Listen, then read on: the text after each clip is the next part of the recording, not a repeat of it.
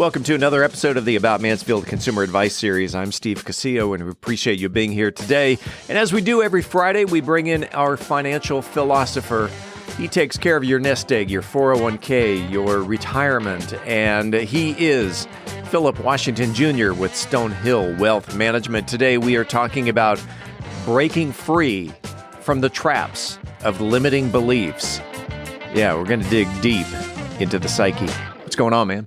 What's going on, Steve? How you doing? Doing well. Did you have a good 4th of July? I had a great 4th of July. It was full of relaxation and got a little bit of swimming in.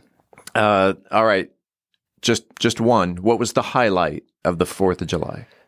The highlight of the 4th of July was, really just being able to swim with the family. And my friend brought his son over, and so we just got to hang out and have good conversations. How about yours? I think that's pretty much it. Yeah, family. Family is our motto in our household is family first. And even though our kids have flown the coop, it was just my wife and me and the 2 dogs and the cat. And we had a great, very relaxing. Not only 4th of July, the entire 4-day weekend was very relaxing. That's awesome. Glad to hear that. Breaking free from the traps of limiting beliefs. All right. That's today's topic, and let's just go ahead and jump right into it. Yeah, so what made me think of it is, when building financial plans, way more times than not, I would ask somebody, what are their goals financially? And a bunch of times people would limit the goal they want to accomplish. So they would say something like, hey, how much do you want to have coming in a month to be financially independent? And they would almost, more times than not, give me numbers that was even less than what they were living on. Yeah. And this is even before we got into the conversation of what their assets were, what they were able to save, what they were on track for. But it was like out the gate, let me limit. This is all I need. I can get by on this. And I would always go, well, you're not even getting by on this now, right? And you have more life to live. So why don't we just expand that number? And at the very least, try to get by on what you're getting by on now, right? And they would go, oh, and I would talk them into it, and they would go, oh, it's okay.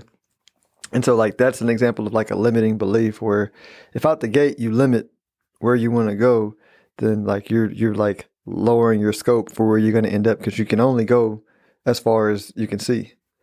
So things like thinking bigger. I want to travel more. I want a better car. I may not want a bigger house because it's just my wife and me. So maybe we'll downsize. So less money there to put into some more luxury items. Right, and I even yeah. And so everybody has their capacity for where they are mentally, right? And I've found a good friend, wealth manager, person, whoever, or, media that you go to, wealthbuildingmadesimple.us, but media you go to, the job is to just help people expand their horizons, right? And so a lot of, and all of us do it in different capacities of our life. So it's not like I don't do it, or even people who, even the billionaire does it because they can be a trillionaire. And so we all have limiting beliefs that limiting where we are as part of the human experience. But my point is always striving to remove conditions. So for example, if somebody says, this is what I want, and so I'm going to have to do this to get that. I'm like, that's not what I asked you. Right? Let's not limit the how. Let's not say you have to limit this to get that, because that may be the thing, but right now we're just talking about what you want. And so I'm big on saying when you're in the dreaming period, when you're in the goal setting, when you're dreaming about your dreams, just unapologetically say what you want. Separate the how, right? When you're thinking about what you want to do, say, I want this house because I want this car. Here's the why, right? I want this is what I want, or you don't even give a why. You can just no justification necessary. But I'm just saying expanding your beliefs has nothing to do with the how. It's just saying, this is what I want, right? If I don't need, I'm gonna use something for example. Like I told my friend I wanted to buy a castle. Yeah, right? Yeah, with a moat. Yeah, that would be dope. And so, and how we got in a conversation because we were talking about this, and he said, yeah, man, but I don't really need it. Like, you got to understand, we were having a conversation about him saying he wanted to have like $100 million, and so then he was going, yeah, but when I get it, I don't really need all this kind of stuff. And I was like, bro, you're talking about having $100 million. I was like, I'm gonna buy a castle. He's like, why are you gonna buy a castle? I was like, 'cause I just think that it's cool. Right? Do I need a castle? No, but like, I'm always looking to like break limits in my mind and saying like, I just want a castle because I want a castle. Like I can just buy the castle. I can maybe go step in it one time, and that would be the extent of like my experience. But I want a castle because I thought of a castle and I thought it was cool, and I don't like limiting, right? That. And so that's an example of just like practicing blowing up limiting beliefs. So then that way you're open to the ideas, the paths, the cooperative people, right, that are going to help you get there. Because like, you know what I mean? Like I'm not going to limit myself. What I'm guessing here is because you're the expert and I'm not. Well, you are. You're an expert. Yeah, what I'm guessing here is it first takes vision. 100%. Visualize owning a castle with a moat and a drawbridge and a guard. If you visualize that, okay, now how do I get from that visualization to realization? And it may be a side hustle, and maybe 2 or 3 or 4 side hustles. Or, we've talked about in the past of how do you draw multiple sources of income? And okay, but let's go back to that. How do we go from visualization, tough word, to realization? Yeah. You know what it reminds me of? It reminds me of like, I think you mentioned y'all did a puzzle, right? You did a puzzle. We did a jigsaw puzzle over the 4th of July weekend. Yeah. And so like when you do a puzzle, if you start the puzzle trying to figure out where all the pieces go, like in the beginning, I mean, that like stresses you out and you're never going to finish the puzzle, right? The best way to finish the puzzle is just to like relax, put the pieces together that you see. If you get stressed, go take you a break, right? Go have a drink, come back to it, right? The puzzle will fill out over time. And so I feel like when people look at like an Elon Musk or a Jeff Bezos or a Warren Buffett or people who seem like they just have a magical hand to make money, they don't realize they started off with the same mind as you, right? They started off in the same place that we all start off with, but they just slowly over time remove limitations, which allows them to have inspirational ideas, right? To have quote unquote chance connections with people, right? Yeah. And it's not that like it's magic, but it's more like we're always receiving information. We just don't pay attention to it. Like I'm talking about if you look from a physics standpoint, like the amount of information that we are sensing around us that we don't pay attention to is like infinite, right? But then same way about the impressions that we're seeing. Like if you've ever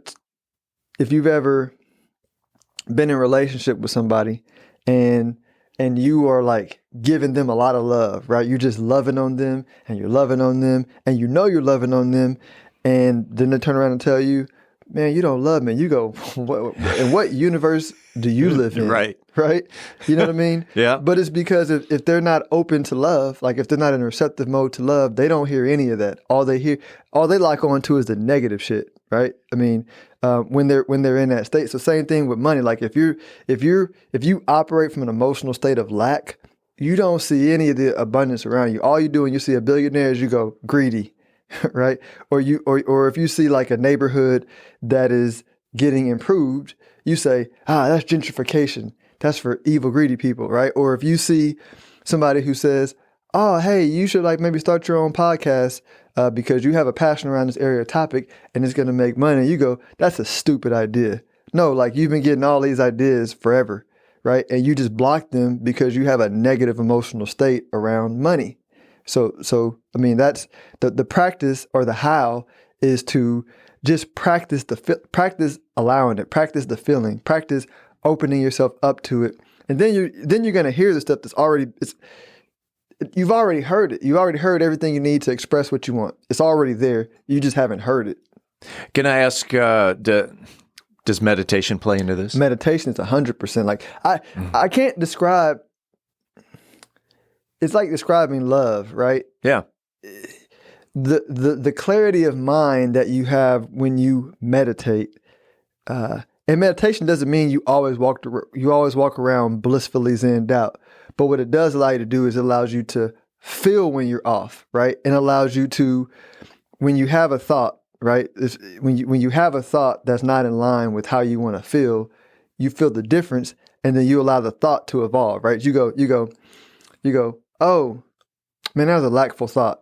And then you don't judge it, because if you judge it, you're giving energy to it, and it's going to continue to live. But you go, oh, that's lackful thought. Cool. Let me get back. Let me relax. Cool. Let me let it go. Let me feel a better thought. And then you move on, because the thought, like life form, evolves, right? Like thoughts evolve. So a thought of lack evolves to a thought of abundance. Sure. As long as you let it be. It's like people, right? We talking about peopling, right? People are just a compilation of thoughts, right? All people do is express their thoughts and actions. And so, like, if you let people, if you got somebody who's super resistant in your life and they're super negative, just don't respond to their negativity, because they're going to express it, and that negativity is going to die over time as long as you don't respond to it. But every time you respond to it, you strengthen that negative idea. But if you just like let it be and you don't respond, then they it's like The Exorcist. They, you know what I'm saying? And eventually they either move away from you, yeah, right, or they work their shit out. So same thing with our limiting thoughts about money, is like, those thoughts are going to work themselves out if we just stop judging them. And that's what meditation helps you do. It teaches you, like, to just don't judge yourself. Like, don't, because you are not your thoughts. You are not your actions, right? You are the emotional essence of who you choose to be at any given moment in time. In the minute or so that we have left, if someone wanted to reach out to Phillip Washington Jr. to get their inner Zen going and break free from the traps of limiting beliefs, how can they reach out? The best is my newsletter, wealthbuildingmadesimple.us. For $25, you can read all the archive posts that we already have up.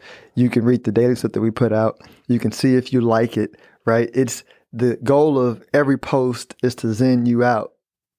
Every post. That's the goal. Wealthbuildingmadesimple.us. Wealthbuildingmadesimple.us. Yes, sir. That's Phillip Washington Jr. right there. And we do this every Friday. Phillip, have a great weekend. Let's do it again next week. Thanks, you too, Steve. We appreciate you listening to the About Mansfield Consumer Advice Series. By the way, if you own a business and you are interested in being a part of the Consumer Advice Series, if you have the knowledge to give information in 10-minute increments to the consumers, shoot me an email to info@aboutmansfield.com. Again, that is info@aboutmansfield.com. We'll tell you how we can get you all set up.